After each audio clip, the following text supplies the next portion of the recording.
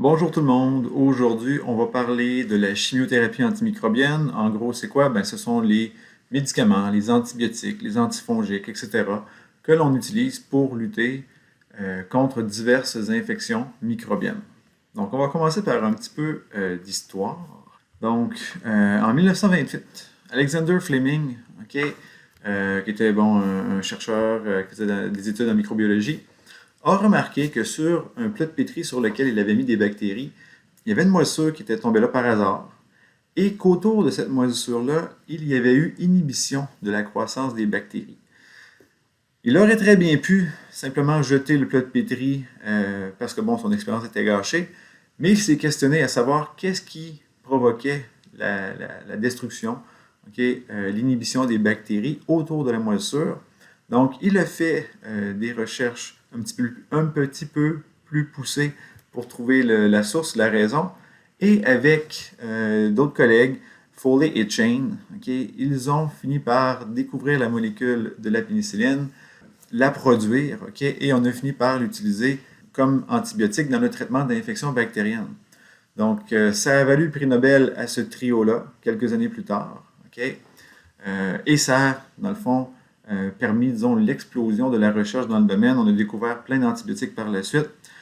Puis les antibiotiques comme tels, ce sont des substances là, naturellement produites par des micro-organismes, entre autres des moisissures, mais aussi, un peu paradoxalement, certaines bactéries qui peuvent produire des antibiotiques. Et les micro-organismes qui le font produisent ces substances-là pour un peu éliminer leur compétition. Donc, si vous êtes dans l'environnement et vous vous battez pour des ressources, eh bien, par exemple, si la moisissure veut l'espace, des ressources, etc. d'un milieu, donc elle va libérer dans son environnement les antibiotiques, ça va tuer les bactéries et ça va lui permettre, elle, d'obtenir toutes ces ressources-là. Donc, nous, maintenant, on en tire profit. On guérit beaucoup d'infections bactériennes grâce à cela. Regardez là, les années dans lesquelles ça a été découvert là, et commercialisé. On est dans la Première Guerre mondiale, donc ça a permis de sauver plusieurs vies parce que précédemment, on n'avait pas vraiment de traitement là, pour les infections bactériennes et les antibiotiques ont amené quelque chose d'extrêmement efficace puis quand même relativement rapide aussi dans son utilisation, puis la facilité aussi de les produire. Donc, quand on parle du spectre d'action antimicrobien ou d'une action antimicrobienne, donc on parle de jusqu'à quel point un antibiotique ou un antimicrobien peut avoir un effet sur des micro-organismes donnés. Donc, par exemple, pour la pénicilline, c'est une substance qui s'attaque aux peptidoglycanes. Donc, rappelez-vous, dans la structure des bactéries, les bactéries Gram+, elles ont une couche très épaisse de peptidoglycanes à l'extérieur, en fait, qui constitue leur paroi cellulaire, tandis que les Gram- ont une couche plus mince qui est prise entre deux membranes, donc la membrane interne, membrane externe. Donc, la pénicilline va avoir un plus grand effet sur les bactéries Gram+, qu'elle ne l'aurait sur les bactéries Gram-. Puis on s'entend sur les Gram-, on peut finir par avoir un effet avec la pénicilline ou autres antibiotiques de cette famille-là, mais c'est quand même plus efficace contre les bactéries Gram+, généralement, à moins qu'il y ait une résistance. Donc, si on parle maintenant d'antibiotiques à large spectre, donc quand un antibiotique est dit large spectre, c'est qu'il va s'attaquer aussi bien aux bactéries Gram+, qu'aux bactéries Gram-, souvent parce que la cible de l'antibiotique va être autre que la paroi cellulaire. Donc, si on s'attaque à la réplication de l'ADN, si on s'attaque aux ribosomes, généralement, ces structures-là vont être similaires autant chez les Gram+ que chez les Gram-. Puis un exemple d'antibiotiques à large spectre assez connu, ce sont les ciprofloxacines ou les fluoroquinolones, dont la ciprofloxacine. C'est un antibiotique, dans le fond, qui bloque la synthèse de l'ADN. Ce sont des enzymes similaires chez les bactéries, donc en prenant un antibiotique comme celui-là, on s'attaque à toutes les bactéries. Donc, plusieurs mécanismes existent pour l'attaque des bactéries, entre autres. Donc, on a l'inhibition de la synthèse de la paroi, donc ici. Donc, on s'attaque surtout à la synthèse du peptidoglycane. Donc, les pénicillines, céphalosporines, bacitracines, vancomycines font partie de ça. Inhiber la synthèse protéique. Donc, on va aller agir sur les ribosomes. Donc, dans cette catégorie-là, on a le chloramphénicol, les érythromycines, tétracyclines, streptomycines et les aminoglycosides. Ensuite, inhibition de la réplication et de la transcription de l'acide nucléique. Donc, les fluoroquinolones, quinolones, rifampicine. En fait, je vais revenir sur pas mal tous ces antibiotiques-là. mais rifampicine, on l'utilisait entre autres là, pour traiter les infections bactériennes qui causent des méningites. Ensuite, détérioration de la membrane plasmique avec la polymyxine B. Celui-là, vous le connaissez probablement, mais sans le savoir. Si vous avez déjà utilisé du polysporin, que ce soit en crème là, ou des gouttes pour les yeux, c'est de la polymyxine B. Puis ensuite, on a d'autres antibiotiques là, qui s'en prennent à d'autres protéines bactériennes comme les sulfonylamides et trimethoprim qui vont attaquer diverses enzymes spécifiques aux bactéries. Donc, je commence. OK, puis ça va être un petit peu une énumération là, des différents types d'antimicrobiens. Donc, ça peut être un peu lourd comme exposé, vous me le pardonnerez, mais on va aller à l'essentiel. Donc, les antibiotiques, une première famille d'antibiotiques, ce sont les bêta-lactames, okay, de par leur forme chimique. Puis là, je vous rassure, les formes chimiques, vous n'avez pas à apprendre ça du tout. Donc, les pénicillines s'attaquent aux peptidoglycanes, et là-dedans, on a la pénicilline, les céphalosporines et l'ampicilline. Ampicilline qui peut être utilisée lors de chirurgie, par exemple. Juste pour vous montrer l'image à gauche, donc on voit des staphylocoques. C'est un peu pour simuler l'expérience que Fleming avait fait dans les années 20. Donc on a le staphylocoque qui a été étalé. On a la pénicilline. Okay? Puis c'est quand même une pénicilline relativement jeune parce que normalement, on devrait avoir une teinte un petit peu plus, on va dire turquoise au centre. Mais quand la levure, pas la levure, mais quand la moisissure est jeune, elle va avoir une apparence un petit peu plus blanchâtre. Mais ça, sur quoi je veux insister, c'est vraiment là, la zone d'inhibition autour de la moisissure. Donc, c'est là où la pénicilline est libérée. Staphylocoque est une bactérie gram-positive, donc elle aura tendance à être fragile face aux pénicillines. Si vous voulez, encore une fois, avoir plus d'informations, vous pouvez aller cliquer sur les liens qui sont là, sur des vidéos explicatives, comment la pénicilline s'en prend ou attaque les bactéries. Vous avez une image aussi ici, donc à gauche, on a une bactérie état normal, donc un bacille potentiellement, on va dire, gramme plus, mais à droite, le même bacille ou les mêmes bacilles qui ont été attaqués par la pénicilline, et on voit clairement des trous, donc des pores qui vont se former dans la bactérie. La bactérie va mourir de cette façon-là. Autre exemple de bêta-lactame, donc la vancomycine, c'est une molécule, là, regardez encore une fois la structure chimique et vous êtes très heureuse de ne pas avoir à apprendre ça par cœur, mais c'est une molécule qui est quand même très volumineuse, très grosse. Donc, de par sa taille, elle n'entre pas aussi facilement là, dans les membranes externes des bactéries gram-. Donc, ça va être une limitation physique justement pour aller attaquer le peptidoglycane. Donc, encore une fois, bêta-lactame vont être surtout efficaces contre les bactéries gram-positifs. L'administration de ce médicament-là, je sais que c'est peut-être pas vous qui allez le faire, OK? Mais éventuellement, si vous aviez à le faire ou si vous pouviez le faire, OK? Il n'y a rien qui dit qu'éventuellement vous ne pourriez pas le faire. Donc, efficacité par voie orale, c'est faible. Ça va prendre, dans ce cas-ci, une intraveineuse et c'est encore une fois utilisé en chirurgie.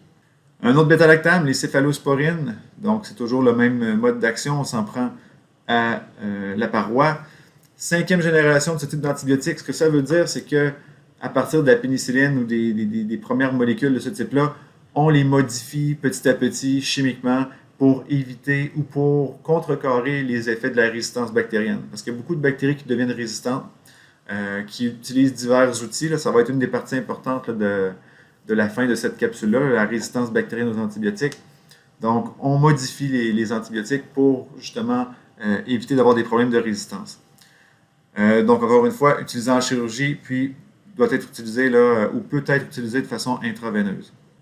Piperacilline, tazobactam, utilisé en chirurgie, administré de façon intraveineuse. Lui va être aussi bon contre les grammes plus et les grammes moins. Puis, maintenant, on parle d'une autre famille d'antibiotiques. Cette fois, c'est les aminoglycosides. Et là, la cible n'est pas la même. Pour les aminoglycosides, puis là, vous avez des exemples d'aminoglycosides, torbramycine, gentamicine, kanamycine et streptomycine. On s'attaque à la synthèse des protéines, donc on attaque les ribosomes. Ces antibiotiques-là, je les ai connus et je les ai utilisés beaucoup, pas personnellement, mais lorsque je faisais ma maîtrise et lorsqu'on voulait lutter contre Pseudomonas aeruginosa, ce sont des antibiotiques que l'on essayait parce que, bon, toutes les pénicillines et bêta-lactam étaient moins efficaces parce que, entre autres, Pseudomonas est une bactérie gram-négative et elle avait divers outils là, pour résister aux antibiotiques. Donc, on travaillait beaucoup avec ceux-là. Les tétracyclines, ok, les tétracyclines sont des antibiotiques isolés de souche Streptomyces, ok, mais on les fabrique maintenant de façon en laboratoire, ok, par synthèse. C'est un antibiotique, on le voit ok, sur la petite animation en bas à droite. Donc, la molécule jaune qui est ici, ça c'est votre antibiotique. Et ce qu'il fait, c'est qu'il vient bloquer un site dans le ribosome et il empêche la lecture de l'ARN messager par le ribosome. Donc, on empêche les acides aminés de venir s'installer et de former des protéines. Dans ce cas-ci, okay, ça ne tue pas la bactérie. On parle d'une molécule ou d'un antibiotique qui est bactériostatique. Ce que ça veut dire, c'est que la bactérie n'est pas tuée, mais elle ne peut pas se développer, elle ne peut pas se diviser. Donc, on limite sa croissance, ce qui donne une chance à votre système immunitaire d'éliminer les bactéries. Et parfois, en l'utilisant avec une combinaison d'un autre antibiotique, ça devient plus efficace. Les macrolides, maintenant, okay, c'est une autre famille d'antibiotiques, mais la cible, un peu comme les aminoglycosides, demeure la même. Okay? Donc, on va s'en prendre à la synthèse des protéines. Parmi les macrolides les plus connus, on a l'érythromycine, okay? Qui lui est intéressant parce qu'il pénètre très bien dans certains tissus. Okay? Donc, va jusqu'aux os. Donc, ça peut être utile lorsqu'on veut traiter certaines infections. Et une autre, ou un autre type d'antibiotique important chez les macrolides, c'est l'azithromycine. Donc, on utilise par exemple pour les infections au niveau des oreilles, les strepes de gorge, okay, diarrhée du voyageur, la fameuse tourista, ou certaines ITSS. Et en combinaison avec la chloroquine, on peut attaquer un protozoaire, donc le protozoaire de la malaria ou du paludisme, là, Plasmodium. Clarithromycine, Biaxin, il y en a peut-être qui reconnaissent la boîte. C'est un antibiotique que l'on peut souvent utiliser là, chez les enfants. Donc, lui aussi fait partie de la famille des macrolides, va être utilisé pour diverses infections. Puis le dosage de l'antibiotique là, va être basé sur l'âge, mais aussi sur le poids okay, de l'enfant. Donc, on va évaluer quelle quantité on doit donner en fonction du poids. Si c'est un enfant de 20, 30, 40, 50 livres, donc on va ajuster à ce moment-là. Effet secondaire, puis ça va être souvent le cas là, pour les antibiotiques, on va avoir des diarrhées. Pourquoi? Parce que l'antibiotique, oui, il va tuer la bactérie, ou on espère qu'il va tuer la bactérie qui cause l'infection pour laquelle on prend l'antibiotique, mais souvent, ils vont aller attaquer aussi les bactéries de la microflore normale ou du microbiote intestinal. Donc, si c'est le cas, ça peut dérégler un petit peu la digestion, des choses comme ça, et ça peut provoquer des diarrhées, ce qui n'est pas nécessairement, on va dire, anormal dans ces cas-là. Truc important aussi, okay, au niveau plus pharmaceutique, là, la colchicine, donc c'est un anti-inflammatoire. Puis on en a parlé un petit peu de la colchicine là, avec la COVID, parce que la COVID provoque des réactions inflammatoires importantes, et on a utilisé un petit peu cette molécule-là pour diminuer l'impact négatif de la réaction inflammatoire sur la capacité pulmonaire des patients. Donc, la colchicine, c'est un anti-inflammatoire, oui, mais si on l'utilise avec, en même temps que la clarithromycine, donc ça pourrait interagir négativement et empêcher l'action d'un ou l'autre des médicaments. Chloramphénicol, lui aussi bloque la synthèse des protéines. C'est un antibiotique extrêmement puissant, okay? Donc utilisé à large spectre. On peut l'utiliser pour traiter certaines infections du système nerveux central, mais oui, il est puissant, mais il a une toxicité. Donc, il peut avoir des répercussions négatives sur votre santé si on l'utilise en trop grande quantité. Moins invasif, c'est l'utilisation qu'on en fait pour les infections au niveau des yeux, donc quelques gouttes là, pour des conjonctivites, ça va régler le problème. L'incosamide, un dérivé de l'incomycine, donc bloque la synthèse des protéines lui aussi. Un médicament utilisé en chirurgie pour les infections pulmonaires, cutanées, sanguines, système reproducteur féminin. Je passe rapidement. Les mécanismes d'action okay, des antibiotiques, là, on en a vu plusieurs qui bloquaient la synthèse des protéines. Donc, on voit là, le chloramphénicol, les macrolides, l'inésolides, tétracycline, aminoglycosides, donc érythromycine. Donc, ce sont toutes des molécules qui attaquent la synthèse des protéines, mais elles ne vont pas nécessairement agir au même endroit. Donc, certains antibiotiques vont bloquer la grosse sous-unité ribosomale, d'autres vont s'en prendre à la petite sous-unité ou vont bloquer l'ARN messager puis la reconnaissance de l'ARN messager par les ARN transferts, un peu comme la tétracycline. Donc, c'est juste pour vous faire comprendre que oui, on bloque la synthèse des protéines, mais on peut aller agir à divers niveaux. Polymyxine B, okay, j'en ai parlé tantôt, le fameux polysporin. Donc, moi, j'utilise ça parfois. C'est une blessure, coupure.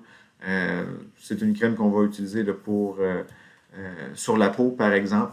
Donc, pas nécessairement en abuser. Vous pouvez tout simplement, là, parfois, prendre du savon et de l'eau pour on va dire des blessures superficielles.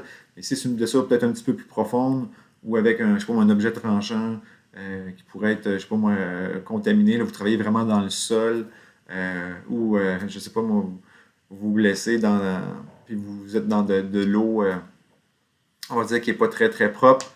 Ça me rappelle certaines courses à obstacles que j'ai fait, là, genre Spartan Race et des trucs de ce genre, où on se promenait parfois dans la boue. Puis si on avait des blessures, coupures qui étaient survenues pendant la course, ben peut-être qu'après la course, moi je prenais le temps de me laver puis d'appliquer un peu de polysporin là, pour éviter d'avoir des infections suite à ces blessures-là. Ensuite, inhibiteur de la synthèse de l'acide nucléique, donc on bloque la synthèse de l'ADN dans ce cas-ci. Des exemples, on a la famille des rifamycines, parmi lesquelles on a la rifampicine. Anecdote là-dessus, quand j'étais au secondaire, un de nos collègues de classe a malheureusement eu une méningite, puis c'était assez grave, là, il a été hospitalisé. Il est guéri maintenant, mais ça a été un petit peu épeurant. Puis, ce qui est arrivé, c'est que toutes les personnes dans la classe, puis les personnes qui avaient été en contact avec lui, soit qui prenaient l'autobus pour aller à l'école, ses amis proches, etc., on a tous dû prendre de la rifampicine, donc on a tous dû se rendre au CLSC. Ils nous ont donné des antibiotiques. Ce qui était particulier, puis là, quand il faut se mettre dans la tête qu'on était une gang de gars au secondaire, je pense que c'était un ou deux, là, bien, ça colore toutes vos sécrétions en orange. Donc, votre urine est orange, votre sueur est orange, les selles, la salive, les larmes. OK? Donc, c'est pas le temps, on s'entend là-dessus, de mettre un chandail blanc quand tu vas faire de l'éducation physique, parce que si tu sues, ton chandail va être orange. Aux urinoirs, c'est clair qu'on avait beaucoup de plaisir là, avec notre urine couleur Gatorade orange. Là. Donc, bref, c'était quelque chose. Je me permets d'en rire, comme je l'ai dit, parce que le type en question avait guéri. Ensuite, quinolone et fluoroquinolone, ce sont des antibiotiques à large spectre, mais il faut faire attention. On a répertorié des effets secondaires assez importants pour ces antibiotiques-là. Problèmes articulaires, problèmes neurologiques aussi. Donc, on a constaté ça beaucoup chez les soldats. Les soldats qui avaient été déployés dans des régions plus tropicales, qui ont dû prendre des antibiotiques un petit peu plus souvent. Puis, ils ont eu des problèmes neurologiques. On ne parle pas de choc post-traumatique, puis ces choses-là, c'est vraiment lié à l'antibiothérapie.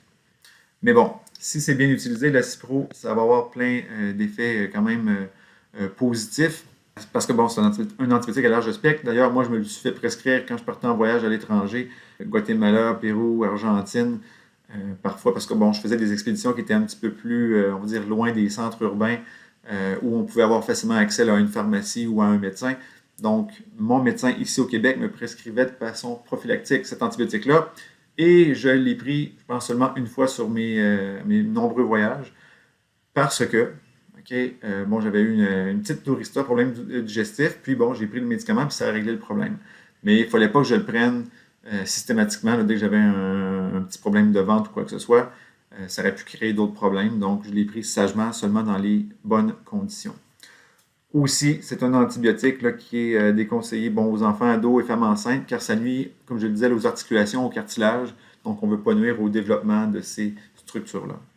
Maintenant, on change de groupe, donc on s'en va dans les antiviraux. Les antiviraux, on va voir qu'il y en a beaucoup moins parce que les virus donc, dépendent de vos structures cellulaires à vous. Donc, on va attaquer seulement certaines enzymes spécifiques virales. Et pour que l'antiviral soit fonctionnel, mais il faut que le virus soit actif dans vos cellules. Okay? Si quelqu'un, par exemple, a, on va dire, l'herpès labial, parce que là, je pense à Abreva qu'on voit ici, là, qui est un antiviral utilisé pour ça, le virus, il est présent dans vos cellules, mais il n'est pas actif. Ça ne donne rien de mettre de l'Abreva. On va absolument rien bloquer parce que le virus n'est pas actif. Mais lorsque la lésion commence à apparaître, là, on peut appliquer de l'Abreva parce que l'Abreva va venir inhiber certaines enzymes virales pendant qu'il est actif. Donc, on en voit quelques-uns. L'interféron, c'est une molécule produite naturellement par votre corps pour lutter contre les virus. Mais on peut aussi l'utiliser et l'injecter à des patients pour les aider à lutter contre ces infections-là. Acyclovir, zidovudine sont des antiviraux assez communs, utilisés pour l'herpès, mais aussi pour lutter contre le VIH, donc faisant partie de la trithérapie pour bloquer ce virus-là, mais encore une fois, quand il est actif. Docozanol, pardon, qui est l'Abreva, j'en ai parlé, l'herpès labial. Si vous voulez plus d'informations sur les anti-VIH, vous pouvez aller là. Les anti-VIH, dans le fond, si par malheur, lors d'une intervention, un patient blessé, seringue souillée, verre brisé, là, peu importe, ou par exemple un patient qui saigne beaucoup, puis il est séropositif, vous avez une éclaboussure au niveau des yeux, des muqueuses, il faudra intervenir et pour éviter le pire, pour éviter que vous-même soyez infecté, on va vous administrer tout de suite des médicaments de ce type-là, les anti-VIH, pour bloquer dès le départ le virus. Il est fort possible aussi qu'on vous administre un traitement d'anticorps, anticorps anti-VIH, pour empêcher le virus d'atteindre et d'infecter vos cellules. Donc, on espère à ce moment-là éviter le pire et éviter que vous ne soyez infecté. J'en parle ici parce que c'est quelque chose de nouveau. La protéine Argonaute 4, qui est une protéine humaine, on est en train d'essayer de développer une espèce d'antiviral qui serait universel. Écoutez, ça serait... Pensez à ça, là. Si on réussit à développer un médicament comme celui-là, on élimine la grippe, VIH, la COVID. Donc, ce serait vraiment génial. Donc, l'idée, c'est de trouver des molécules là, qui sont similaires à divers virus ou qui vont empêcher les virus de pouvoir se fixer sur les bonnes cellules. Donc, il y a des développements intéressants qui se passent là-dedans. Ayons confiance en nos scientifiques là, qui travaillent fort là-dessus. Ici, je vous montre simplement le mode d'action de l'acyclovir qui va être un inhibiteur, dans le fond, de la synthèse du génome. Donc, c'est un analogue, une molécule, dans le fond, qui va ressembler à un nucléotide. Donc, ça va nuire à la synthèse du génome. Remdesivir, je l'ai inclus rapidement parce que ça, c'est le premier médicament depuis l'avènement, on va dire, de la COVID. C'est un médicament qu'on utilisait pour, entre autres, traiter les infections à Ebola. Mais avec la COVID, là, on s'est mis à tester plein de molécules, plein de médicaments qui existaient pour voir si ces médicaments-là auraient un effet sur la COVID. Et là, Remdesivir a démontré une certaine efficacité. Ce n'était pas la panacée, ce n'était pas le remède miracle, mais il y avait quand même un effet positif pour les patients qui étaient à un stade, on va dire, avancé ou grave de la maladie. Donc, Santé Canada l'a homologué. Ça a été le premier et pour l'instant le seul médicament qui a été homologué spécifiquement pour la COVID. Mais on l'utilise seulement pour les patients donc, qui ont des symptômes graves. Il faut avoir 12 ans et plus et avoir un certain poids, donc au minimum 40 kg pour recevoir ce médicament-là. J'ai fait une vidéo quand c'est sorti le Remdesivir pour expliquer comment il fonctionne. Donc lui aussi, un peu comme l'acyclovir qu'on a vu précédemment, donc il va venir nuire à la réplication, à la synthèse du génome viral. Donc vous pouvez aller voir la petite vidéo que j'ai faite là, pour l'expliquer, mais vous avez un petit peu là aussi une explication sommaire sur l'image à droite. Donc le virus qui est capté, bien pas est capté, mais se fixe sur la cellule cible, il entre dans la cellule, éventuellement il va vouloir copier, multiplier son génome, mais le médicament va venir nuire à ce processus-là. Maintenant, les antifongiques, donc là, on s'en prend aux mycètes, moisissure, levure, mycètes dimorphes. Donc, on a les grandes familles, le polyène, azolé, puis griseofulvine. Donc, parmi les polyènes, on a l'amphotéricine B qui va affecter la perméabilité membranaire, qui va attaquer le stérol. Le stérol, c'est une molécule chimique qui est spécifique aux mycètes. Donc, encore une fois, quand on réussit à trouver une cible spécifique à un micro-organisme, que ce soit le peptidoglycane chez les bactéries ou stérol ou ergostérol chez les mycètes, ça devient intéressant parce que ces molécules-là ne sont pas présentes dans le corps humain. Donc, si on prend des médicaments, par exemple pénicilline qui attaque le peptidoglycane des bactéries, ou on prend un antibiotique amphotéricine B qui attaque le stérol, eh bien à ce moment-là, on va attaquer le micro-organisme, mais on va laisser les cellules de l'autre tranquilles. Ensuite, on a les azolés, entre autres le myconazole, qui est peut-être un des plus connus, pour traiter, entre autres, soit pieds d'athlète, vaginite. Donc, encore une fois, on s'attaque à des structures spécifiques des levures et des moisissures. Puis, griséofulvine qui bloque la mitose des micro-organismes fongiques. Donc, les infections du cuir chevelu et les fameuses mycoses des ongles, on va pouvoir les traiter comme ça. Donc, l'amphotericine B, je reviens là-dessus. Donc, souvent utilisé de façon intraveineuse pour traiter les infections systémiques, donc infections au niveau des poumons ou ailleurs dans le corps. Donc, lui, un peu comme la pénicilline, là, va faire des trous, okay? Va faire des pores dans la structure du mycète et à ce moment-là, le mycète va en mourir. Et regardez encore une fois les structures chimiques du médicament comme tel, l'amphotericine B, et la structure de l'ergostérol. Donc, c'est cette molécule-là là, qui est ciblée par l'amphotericine B. Antiprotozoaire et antibactérien, donc c'est un médicament qui peut faire les deux. Donc, métronidazole, okay, ou le Flagyl, son nom plus commercial, donc peut être utilisé pour traiter Trichomonas, donc qui est un protozoaire qui peut se retrouver au niveau des organes génitaux, les amibes et certaines bactéries anaérobies. Donc, ce médicament-là peut être utilisé pour traiter des protozoaires et des bactéries. C'est quelque chose d'intéressant à ce moment-là. La malaria, okay, les antiprotozoaires à base de quinine ou chloroquine. Encore une fois, quand je suis allé en voyage, j'ai dû en prendre. Puis ça, contrairement à l'antibiotique dont j'ai parlé tout à l'heure, okay, je parlais de ciprofloxacine qu'on m'avait prescrit au cas où, les molécules de chloroquine que j'ai prises, ça, il fallait absolument que je les prenne. Donc ça, dans le fond, le but de ça, c'est de charger votre corps de molécules anti-paludisme. Et si un moustique vous pique et vous injecte le protozoaire, Plasmodium, vous allez l'attaquer tout de suite avant que le Plasmodium n'entre dans les cellules de votre foie et ultimement dans les cellules, vos globules rouges, vos érythrocytes. Donc, en prenant ça, on le prend une semaine avant de partir, chaque semaine pendant qu'on est là-bas et 3 semaines, jusqu'à 3 semaines après votre retour pour vous assurer. Okay, par exemple, vous vous faites piquer la dernière journée, vous quittez, là, vous ne voudriez pas que votre concentration de chloroquine, par exemple, soit à la baisse, donc on la maintient à un certain niveau et à ce moment-là, le protozoaire serait éliminé. Malheureusement, le chloroquine et mifloquine, on a de plus en plus de résistance à ces médicaments-là. Donc, il faut trouver d'autres molécules. Puis parmi celles-là, on a l'artémisinine, okay? Et on l'utilise, l'artémisinine, en combinaison avec d'autres médicaments. Et cette combinaison-là, ce qu'on appelle les ACTs, okay, vont avoir une efficacité accrue et vont ralentir le développement de la résistance.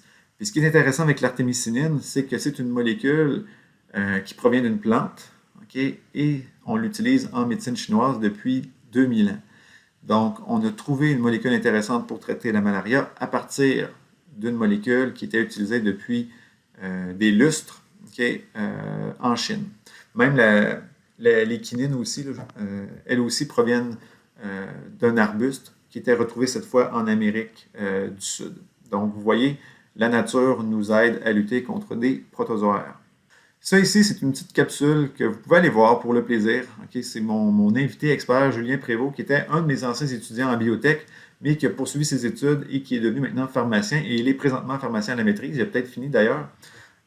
Puis il nous parle okay, des différents médicaments et des problèmes qu'ont soulevé la COVID-19. Donc, c'est une entrevue que j'ai faite avec lui l'été dernier.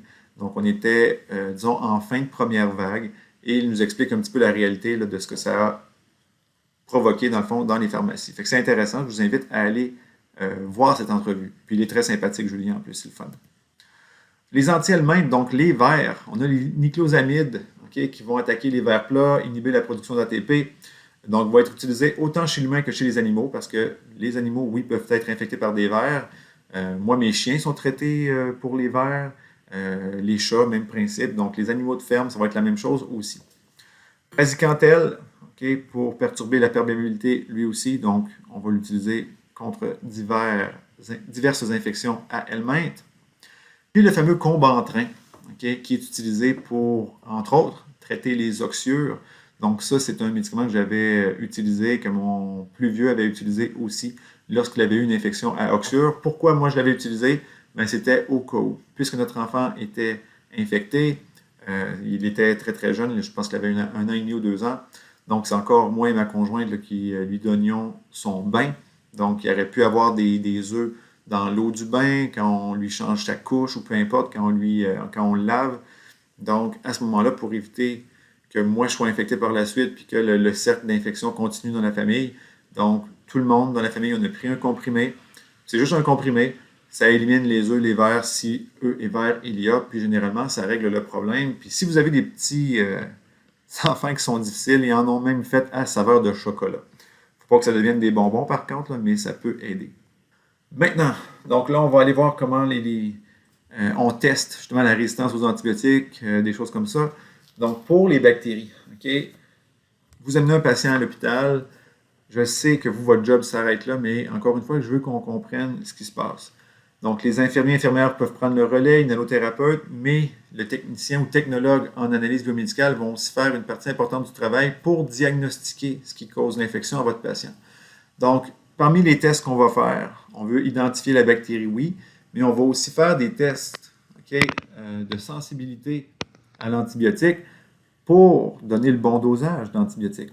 Donc, ce que vous voyez à gauche, c'est un antibiogramme. Donc, on a mis un tapis bactérien sur toute la gelose. Puis, on a placé divers antibiotiques sur la gelose. Donc, chaque petite pastille blanche que vous voyez est imbibée d'un antibiotique. L'antibiotique diffuse. Plus le diamètre d'inhibition est grand, plus la bactérie est sensible à l'antibiotique donné.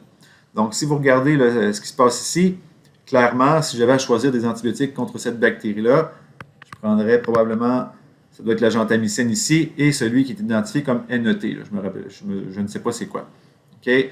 Par contre, si on regarde celui-là ici, la bactérie est résistante. On voit que la bactérie va pousser très très près de la petite capsule d'antibiotiques. Donc à ce moment-là, ce n'est pas un bon choix. Donc en regardant les options qui s'offrent à nous, on prend celle qui nous offre le meilleur effet.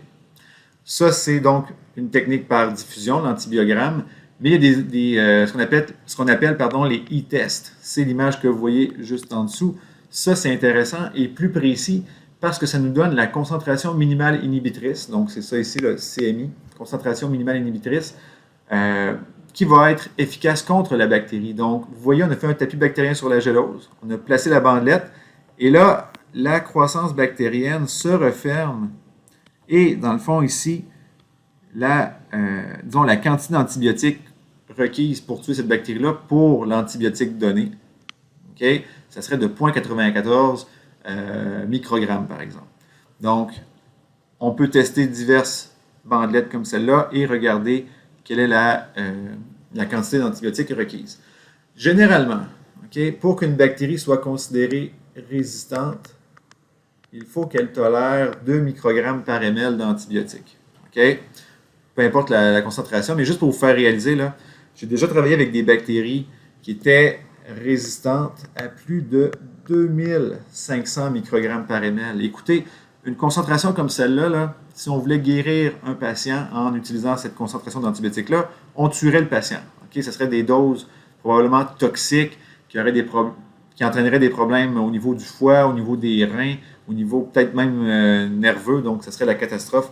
Donc malheureusement, quand on est rendu à ce point-là, les espoirs de guérison par un antibiotique sont très très faibles. Il faut se croiser les doigts, puis utiliser d'autres techniques, puis espérer que le système immunitaire du patient va faire la job.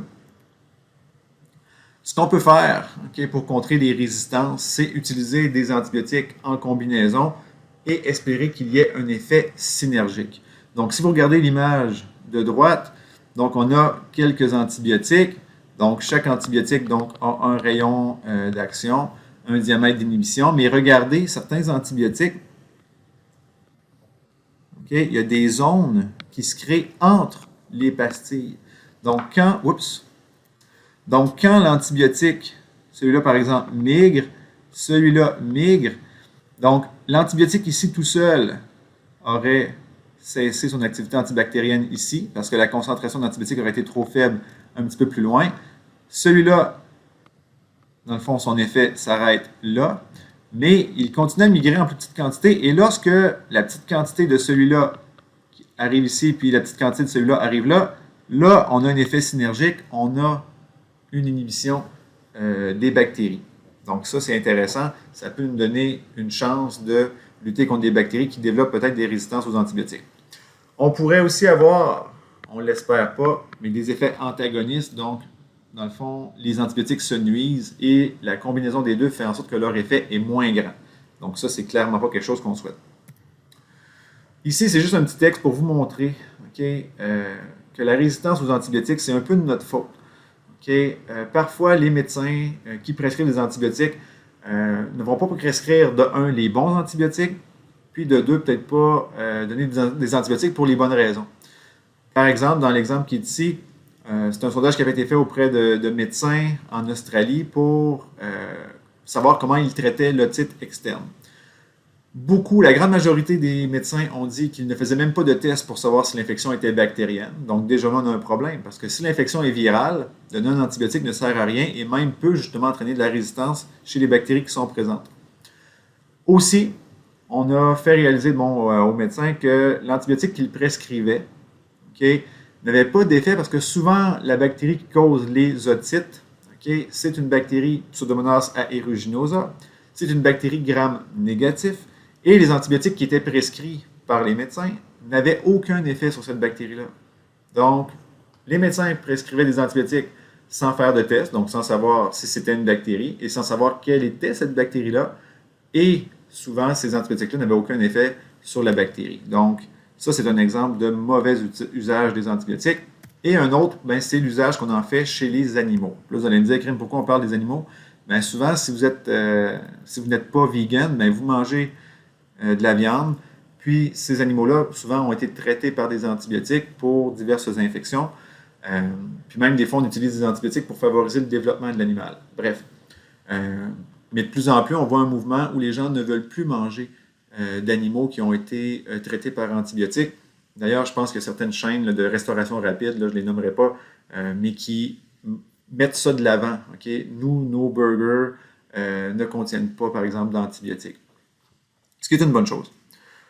Puis bon, aussi, les études ont été faites en Chine, où on utilise beaucoup d'antibiotiques, parce que souvent, on fait de l'élevage animal, puis de l'élevage de volailles en très grande quantité, souvent à proximité un de l'autre. Puis c'est là qu'on voit qu'il y a des bactéries résistantes qui apparaissent, et c'est le cas justement en Chine. Certains antibiotiques peuvent causer des problèmes d'audition, d'équilibre, donc on appelle ça l'autotoxicité. Donc souvent pour les femmes enceintes, on va devoir être prudent dans l'administration d'antibiotiques pour éviter d'avoir des problèmes chez le fœtus, donc surtout au niveau du développement de l'oreille, audition et équilibre. Puis à éviter aussi chez les personnes âgées qui sont peut-être déjà en perte d'audition. Puis dans le fond, utiliser un autre antibiotique si une alternative existe. Si c'est le seul antibiotique qui existe, on va peut-être prendre la chance de dire, écoutez, ça va peut-être affecter un petit peu votre audition, mais on va vous sauver la vie. Fait qu'à un moment donné, il faut peser les pour et les contre. Si vous voulez d'autres exemples, vous pouvez aller cliquer là-dessus pour voir des exemples d'autotoxicité dus aux antibiotiques. Ça maintenant, c'est super important. Ça, c'est à retenir et à comprendre. On a des antibiotiques, on a des antifongiques, ça peut être plein de micro-organismes que je donne comme exemple, mais dans cette utilisation-là, dans le fond, ce que l'on fait, c'est qu'on met une pression sur les micro-organismes et seulement les plus résistants survivent. Donc, on sélectionne des bactéries, des mycètes qui sont résistants. Comment les bactéries peuvent devenir résistantes? Bien, certaines bactéries, ce qui va arriver, c'est qu'elles vont sécréter des enzymes. Comme par exemple la bêta-lactamase. Donc, l'antibiotique va se diriger vers la bactérie, mais la bactérie va produire l'enzyme et l'enzyme va agir un petit peu comme des ciseaux et va détruire l'antibiotique avant que l'antibiotique n'ait eu le temps d'avoir un effet sur la bactérie. Donc, dans le fond, c'est une course à l'armement. Nous, on prend l'antibiotique, on veut tuer la bactérie, mais la bactérie produit une enzyme qui détruit, qui découpe l'antibiotique. On peut avoir aussi des mutations. Là, j'explique la mutation. Imaginons que ça, c'est mon ribosome, puis ça, c'est l'antibiotique. L'antibiotique, dans le fond, va venir se fixer dans le ribosome, puis l'empêcher de faire sa job. Donc, on bloque la synthèse des protéines. Mais imaginez que, ce ribosome-là est fabriqué de protéines, entre autres. Si jamais il y avait une mutation dans l'ADN qui code la protéine qui sert à faire le ribosome, et que mon ribosome, maintenant, avait l'air de ça. OK? Mon antibiotique arriverait, mais ne pourrait plus se fixer dans, dans le ribosome, donc il n'aurait plus d'effet. Donc, une mutation, les mutations peuvent arriver de façon aléatoire. OK? Mais là, imaginez, vous avez, on va dire, 1000 bactéries. J'en ai 999 qui sont comme ça, puis juste une qui a la mutation. Je tombe malade, je prends un antibiotique. L'antibiotique va venir se fixer ici, va tuer ces 999 bactéries-là, mais elle va survivre. Quand j'ai fini de prendre mon antibiotique, je me sens bien parce que là, j'ai plus de symptômes, il n'y a presque plus de bactéries qui causent la maladie. Mais elle, qu'est-ce qu'elle va faire quand elle va avoir survécu? Elle va commencer à se multiplier. Je vais peut-être être malade, encore une fois. On va me redonner des antibiotiques, mais là, ça ne marchera plus. Et là, cette bactérie-là va se multiplier, puis là, c'est elle qui va devenir de plus en plus nombreuse. De une bactérie résistante, il va en avoir maintenant 1000, 10 000, des millions. OK? Ensuite, le plasmide. Regardez bien le plasmide. Là, on a vu ce qu'était le plasmide dans la capsule sur les bactéries. Le plasmide, lui, dans le fond, c'est un segment d'ADN qui peut contenir de l'information génétique justement pour produire des enzymes ou pour produire des pompes à efflux. Donc, on le voit sur l'image, par exemple, la section rouge sert à produire justement les enzymes qui dégradent les antibiotiques. Mais on peut aussi avoir de l'information génétique qui sert à produire les pompes à efflux. Les pompes à efflux, c'est quoi? C'est bien simple. Okay? Par exemple, imaginez que vous avez un dégât d'eau dans votre sous-sol, vous allez mettre une pompe pour pomper l'eau justement vers l'extérieur. Donc, c'est ce qui se produit ici. Okay? Sauf que ce n'est pas un dégât d'eau, c'est un dégât d'antibiotique qui arrive à la bactérie. L'antibiotique entre dans la bactérie, mais la pompe à efflux le prend et l'expulse. Et ça, justement, ça a été un problème majeur. On a découvert ça dans les années, je pense, c'est 80-90, les pompes à efflux. Et dans le laboratoire où je travaillais, le laboratoire du docteur Jacqueline Lagacé à l'Université de Montréal, on travaillait beaucoup justement sur les pompes à efflux, sur des façons de trouver d'autres molécules, d'autres antibiotiques qui ne seraient pas reconnus et expulsés par les pompes à efflux. Puis aussi, il y avait des bactéries, puis là, on pourrait l'ajouter dans les modes de résistance, là. Imperméabilité. Certaines bactéries là, vont sécréter une substance qui va les rendre imperméables à l'antibiotique. Donc, nous, le laboratoire où on était, on travaillait sur des façons de faire entrer les antibiotiques malgré cette imperméabilité-là et trouver des façons d'empêcher les pompes à efflux de fonctionner. Donc, c'était un problème complexe, mais on avait fait des progrès intéressants là-dessus. Bref, les méthodes de résistance aux antibiotiques, vous devez les connaître, ça va revenir à l'examen. Donc, on le voit ici, c'est une autre représentation, une espèce de zoom là, sur les pompes à efflux. Donc, on voit qu'il y a une protéine qui est insérée au niveau de la membrane cellulaire, une protéine qui fait le pont entre les deux membranes, donc un endroit où le peptidoglycane passe, puis on a une troisième protéine qui s'insère dans la membrane externe, et le tout fait, dans le fond, une espèce de tunnel par lequel les antibiotiques vont être expulsés. Il y a une petite vidéo que vous pouvez aller voir ici, intéressante. Donc, ça, c'est une autre représentation, c'est le même principe. Encore d'autres vidéos à aller voir. Je vous invite à étudier le tout, comprendre les mécanismes de résistance aux antibiotiques. D'autres reportages, encore une fois, si vous avez du temps, écoutez, je mets plein de vidéos, mais prenez le temps, ça vaut la peine. Comme l'émission Découverte là, qui avait été faite en mars 2018, on a fait un reportage complet là-dessus sur la résistance des micro-organismes face aux divers antimicrobiens. À Radio-Can, même chose. Là. Donc, allez voir. Ici, c'est juste pour vous montrer le moment, par exemple, où on découvre l'antibiotique, puis le moment où on découvre la résistance. Donc, par exemple, pénicilline l'a mise sur le marché dans les années 40, première résistance dans les années 65. Mais regardez, là, on pourrait faire la liste au complet, là, mais regardez ici, un antibiotique découvert en 96, première résistance en 96. Même chose ici, le découvert en 2000, première résistance 2001-2002. Ici, découverte en 2010, résistance en 2011. Donc, on voit que le phénomène de résistance là, s'accélère. Donc, il faut trouver des nouvelles méthodes pour tuer les micro-organismes. Ici, une bactérie Pseudomonas aeruginosa. On a fait des tests avec plein d'antibiotiques, puis tous les résultats sont résistants. Donc ça, c'est inquiétant, c'est épeurant d'avoir des bactéries qui sont résistantes à une si grande quantité d'antibiotiques. Donc ici, encore une fois, là, je vous parle des super bugs, donc des bactéries extrêmement résistantes comme le Staph aureus résistant à la méticilline, l'entérocoque résistant à la vancomycine, entérobactéries résistantes au carbapénème, les STEC. Okay? Donc ce sont toutes des super bactéries qui deviennent de plus en plus résistantes et qui deviennent des défis pour le personnel soignant, les médecins, etc., parce qu'on a de la difficulté à les éliminer. Donc là, il y a... Ah oui, ici, les fameux savons antibactériens. Là. Utilisez pas ça à la maison.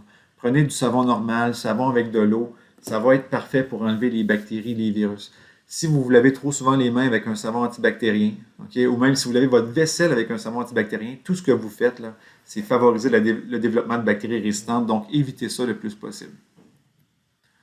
Ici, bon, c'est diverses découvertes qui ont été faites, okay, et qui nous donnent de l'espoir parce que ce sont des molécules innovantes, nouvelles, qui peuvent attaquer les bactéries de différentes façons, entre autres des molécules polymères là, qui vont tuer les bactéries physiquement, mécaniquement et non pas chimiquement. Ça a été fait par IBM quand même, okay, une compagnie qui fait plus de l'électronique, l'informatique, et là, on découvre des molécules qui attaquent les bactéries, donc c'est intéressant. Puis il y a aussi des antibiotiques, ça c'est nouveau. Les antibiotiques développés par intelligence artificielle. Okay? Donc ça accélère justement la découverte de nouveaux antibiotiques, de nouvelles molécules. C'est extrêmement prometteur. Donc ça, c'est un autre résumé là, des résistances aux antibiotiques. Vous pouvez jeter un coup d'œil. Maintenant, plein de lectures sur la résistance, okay? Des articles, des vidéos. Il y a plein de choses à regarder. C'est encore une fois très intéressant.